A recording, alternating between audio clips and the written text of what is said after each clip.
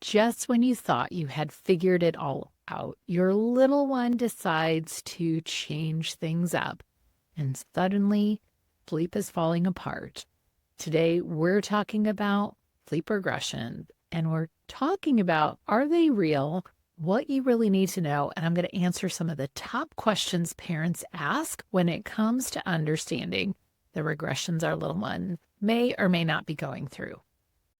In our most sleep-deprived moments, our children will teach us exactly what we need in order to learn and grow into who we were created to be. These are the loving lessons we will learn whether we were wanting to or not. I'm Irene Googe, your sleep coach, and I'm on mission to educate parents on how to help their young children sleep. Welcome to the journey. So one of the things that parents often wonder is, what is a sleep regression? And is a sleep regression even real? Let's dive in and talk about that. Now, when we look at the definition of a regression, it is really the act or an instance of regressing.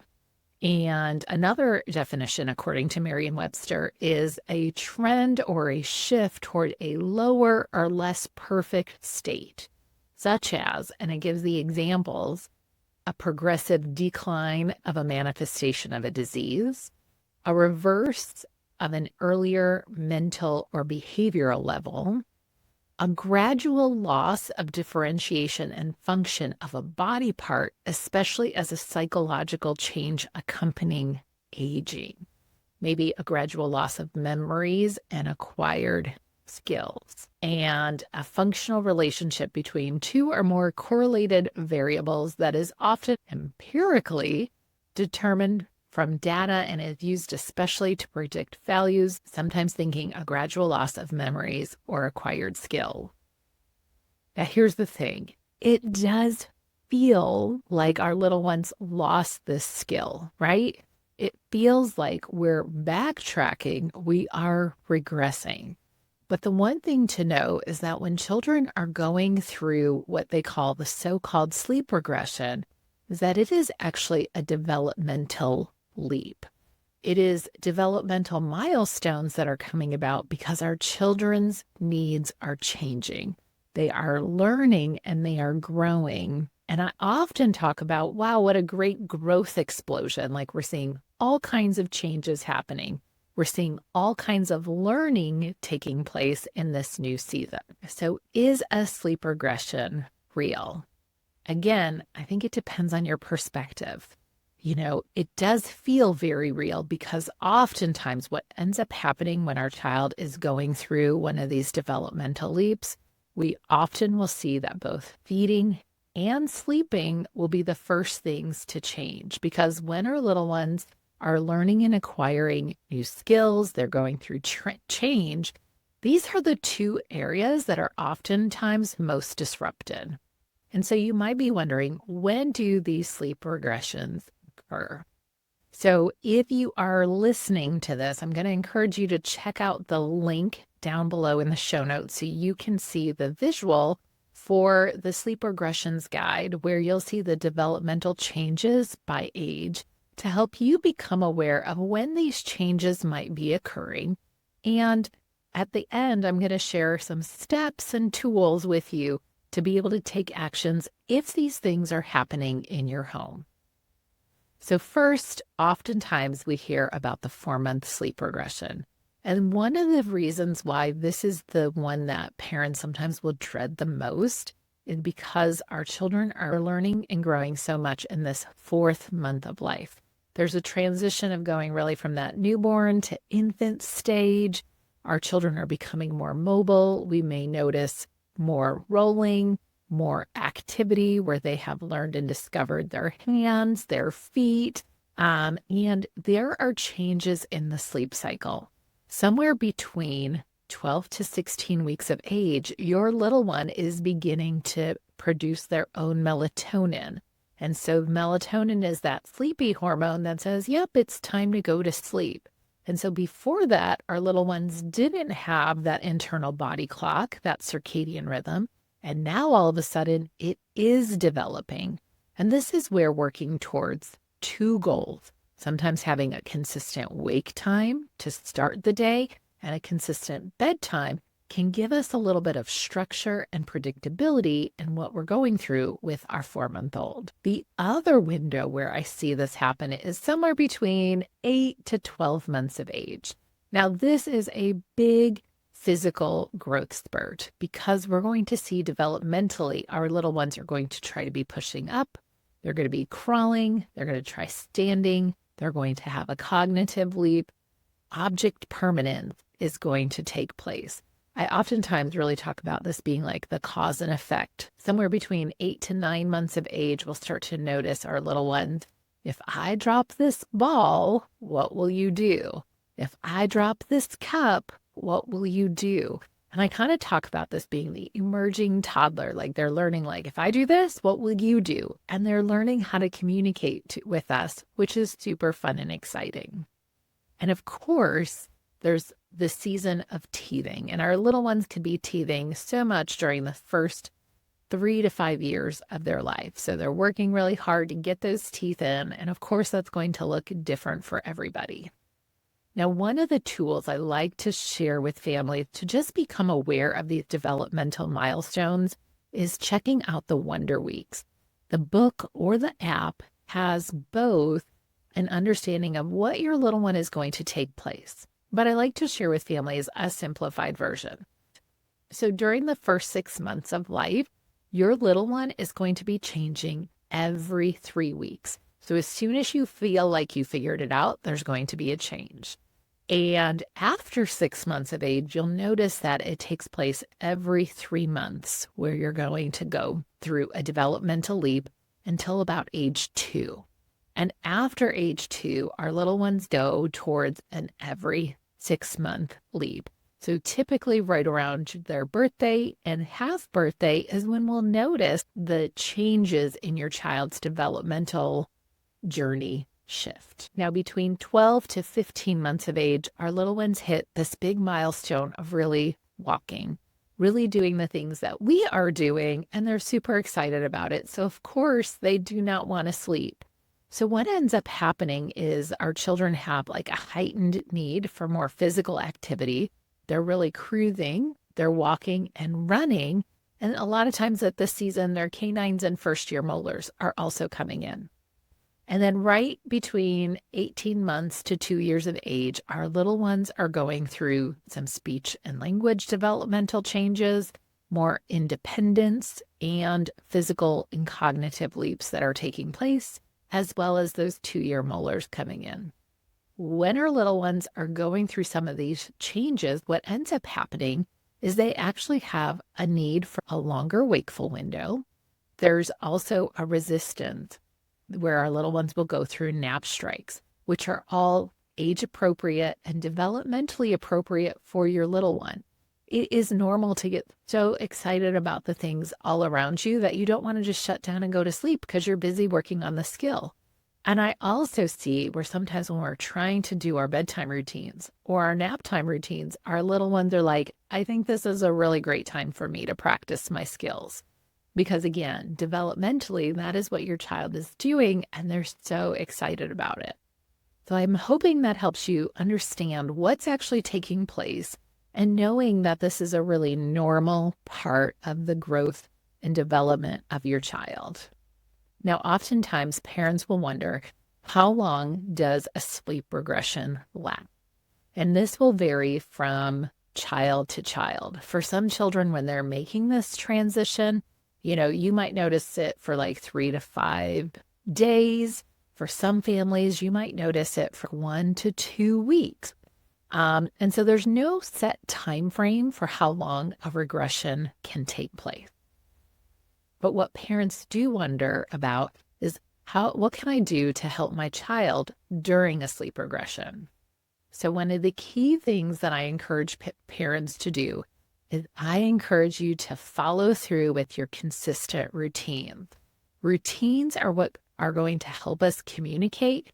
This is how we eat. This is how we sleep. This is how we play in our house. So when we create these rhythms, routines, and flows, what I call flexible routines, they provide us some structure but they also allow flexibility for this learning process to unfold. One of the things that when I work with families as a postpartum doula and a sleep coach, especially during the first 15 to 18 months of life, I encourage families to be flexible with the nap routines because your child's sleep needs will shift. Sometimes our children actually do need a short nap and may need a long nap, and then maybe have another short nap as a normal, common pattern, especially when they're growing and developing some of these needs. So if you're seeing those types of patterns emerge, I want you to know that it's not only okay, it's also very normal. It's also very normal to see that sometimes your little one may not be on a schedule. You will see a lot of times when families follow a flexible routine schedule that you'll see their own schedule emerge in what they're doing right now. And this is going to be so different for each and every child because, again, their physical and cognitive milestones are going to be reached and achieved at different rates. So the first thing you could do with your child during the sleep regression is really work towards that consistent wake time and consistent bedtime. Having those two can really help your child have some predictability in the day. It will help you be able to have some structure in your day to be able to have those two bookends. The other thing is use your routines to communicate change. One of the key tips that I share with families as we have a child who's growing and developing and needing a little bit more wakeful time, maybe they are trying to assert themselves. A lot of times I see really smart kiddos right around 9, 10 months of age where they want to be a part of the process. So let's empower our kiddos in the bedtime routines. And that's a key thing. So a lot of times we're still going to have that same bedtime routine, but perhaps our little ones will be a helper and maybe they'll help us turn on the lights and turn off the lights or turn on the sound machine. So giving our little ones jobs, getting them excited about the routine and have them be a part of it can be a game changer for so many families. One of the other questions parents will ask is, should I change our routine during a sleep regression? And the answer is no. What's key is to continue to keep that predictable, consistent response. Your child actually will use that to find safety and security in what is being communicated. Oftentimes, what I see draws out a sleep regression window is that when we do start changing things up because we're assuming our little one wants to do something different or we're changing the pattern, all of a sudden we can begin engaging in more power struggle. And power struggles in those bedtime battles make it frustrating not only for you, but also for your child because they don't really know what to expect. So keeping the routines consistent is going to be key. How you do the routines is what may change. And this is what I focus on a lot in any of our sleep coaching success groups. It's sometimes looking to see what little areas do I need to tweak and adjust in maybe how I'm showing up, how I'm speaking with my little one, and involving them and engaging them in the learning process as they're going to sleep. Another concern that parents have when their child is going through one of these so-called sleep regressions is my child's sleep regression normal, and will they be okay if they don't get all of their sleep? And here's what I would share with you, is that our little ones, they know and we can trust their bodies and knowing the just right sleep capacity that they have.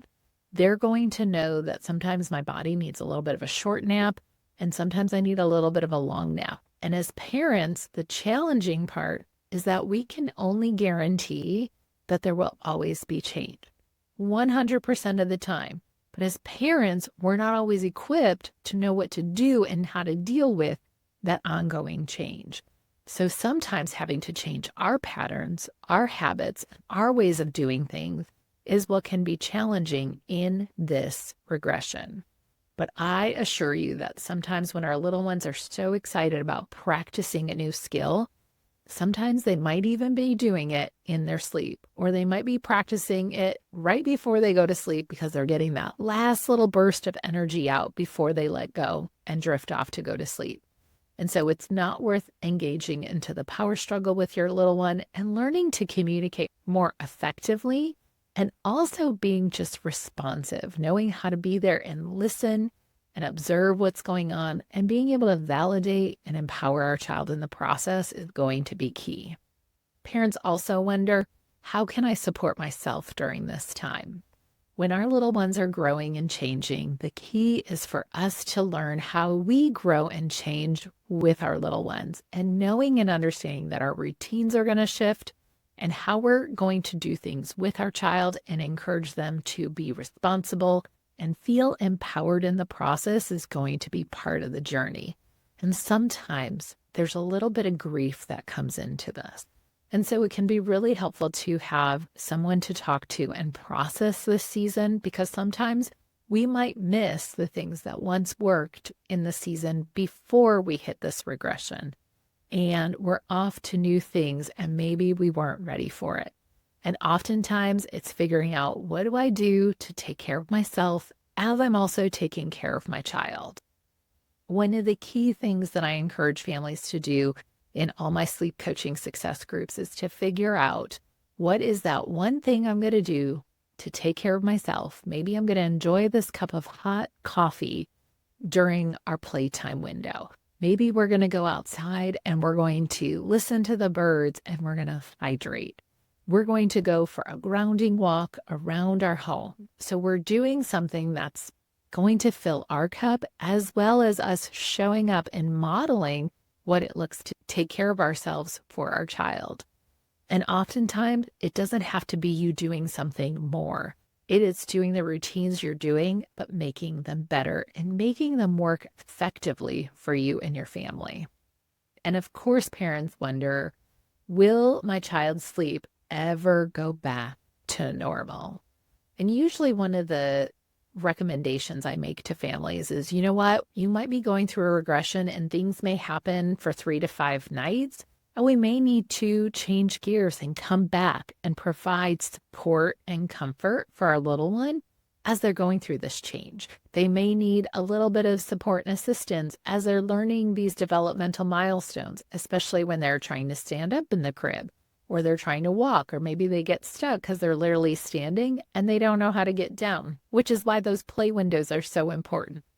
But if you find yourself after 2 to 3 weeks, all of a sudden you're stuck in a pattern that doesn't seem sustainable, then that is sometimes where our communication has shifted. So getting help and asking for support can help you get unstuck and fall back into those better bedtime routines and rhythms. Another common concern and question is this teething or is this developmental? And oftentimes parents will be very quick to blame the nighttime wakings on it being teething. And one of the things that I would like to share with you that I have observed for the last 20 some years, looking and observing and watching children, is that typically when we look at teething, we're going to see teething happening all day long. It's usually not just designated to nighttime. So I would get very curious about what it looks like in your home. I also will share with you that we do see teething patterns. A lot of times when I'm talking with parents and we're looking at their sleep plans and we're looking at what they're going through developmentally, we start to see certain things that our children are always doing, which are unique to your particular child. So if you are noticing those things, sometimes our little ones will need a little bit more support and comfort, and it is okay. And if you have done some sleep training, it is okay to sometimes step back and come back into a coaching mode, because you know what? Developmentally, our little ones actually need that support. And it is not that sleep has fallen apart and your child has forgotten. It's just, hey, mom, hey, dad, I'm going through a tough time right now, and I could use your help. And so, especially when our little ones are teething, we want to do what we can to help support them through that process. And I will typically share that usually you're going to see fussy days and fussy night, and it can be a short-lived period. And these are the moments that we really do need to sometimes pause and figure out how we're going to take care of ourselves and be able to rest when our sleep is broken up through these developmental leaps. Another question parents will have is, can I help my little one sleep when they're going through a sleep regression? And the answer is yes. You can help your child at any point in learning to go to sleep. Sometimes when our little ones are going through a regression, that is a great way to be there and be supportive with our little ones. I'm always of the mindset we're going to create rhythms and routines where we're going to be there and be supportive. We're not leaving our child to cry it out. We can help them bridge that learning. I think that's really key in developmental milestones because sometimes our little ones are feeling very disorganized when they're going through a growth spurt. All of a sudden, their body's going through changes. They're experiencing things differently, and they don't know and understand what's going on. But what they do know and understand is that I have this loving parent. I have a loving caregiver who can come alongside me and help me deal with the change. And so that's why it's so important that we're taking care of ourselves so that we can show up and take care of our little ones when they're going through these changes. But yes, sometimes when our little ones are in a regression, this is a really great time where I really encourage families to learn and develop the skill of being still and tuning in and listening and observing our little ones in this new season. And oftentimes it is a new level of trust that we are coming to with our little ones and seeing just how very capable they are. And we're also seeing those changes unfold before our eyes, which is pretty awesome and amazing. So I hope this gives you a little bit of different insight when we think about sleep regression. I'm going to encourage you to read the blog post so that you can see the different sleep changes that take place according to age and stage. And I want you to know that you're never stuck. If you find yourself stuck in patterns that seem unsustainable, that's a great time to be able to ask for help. Sometimes we fall into these patterns and habits that don't serve us very well. And so all of a sudden, we can become sleep deprived, and it's not really helpful for anybody. So I just want you to know there's support, there's help out there to get what you need. And you're welcome to join one of our sleep coaching success groups that's taking place weekly, where we talk about the changes that are taking place with our little one. We're dealing with the growth and development as we're going along, and we're becoming equipped with the tools that we need to help support us in our parenting journey. I'm going to encourage you to check out the links down below. You'll have access to the blog. When we look at the sleep regression guide and we look at the developmental milestones, we're going to see that our babies are in a season of transition. And yes, not only are our children in a season of transition, but we as parents are as well. Because maybe you were bottle feeding or breastfeeding your baby, and all of a sudden now we're starting to incorporate solids. And we know solids are fun before one, and their staple food is still milk, but we're also incorporating more solids. And so our little ones are becoming mobile, and they have new milestones that they're working on. So there's just a lot of excitement. Their brains are so excited about all the things. So while they're so excited about all the things, they are still quick to get overtired and overstimulated by all the new learnings that are happening. But yet, sometimes they don't want to shut down because they want to keep on going, especially depending on our child's temperament and, of course, sometimes even our parenting style. So these are things to take into consideration when we're looking to see what is my child doing in this season of the journey. And it's important to focus right now and not fall into the trap where we're like, oh my gosh, they're never going to get out of this, because those thoughts can take us down a negative rabbit hole and they don't serve us very well. So sometimes knowing and understanding we're in this season, we're all learning and growing, and we are all changing is a better way to approach it. So this way we can keep taking actions that will serve us and serve our families. And so now you know when these developmental leaps will be taking place, and you can be prepared. You can know that this is a normal, common place to be. And again, if you need help and support, and some families want to talk through and process that, that is a really great way to stay ahead of the game and be prepared and equip yourself and learn how to deal with change. I know that was one of my struggles. I was very resistant to change. I like things a certain way. I wanted to check the boxes. And so that can sometimes make it really challenging. In the season where I was a recovering control freak and perfectionist, I was needing to learn how to overcome those strategies and tendencies. And that is the reason why I really incorporated flexible routines and the mindset that goes along with flexible routines of learning how to deal with change as it comes along so that I didn't get stuck in those patterns and get so frustrated and end up with expectations that were unreasonable for myself and unreasonable for my child.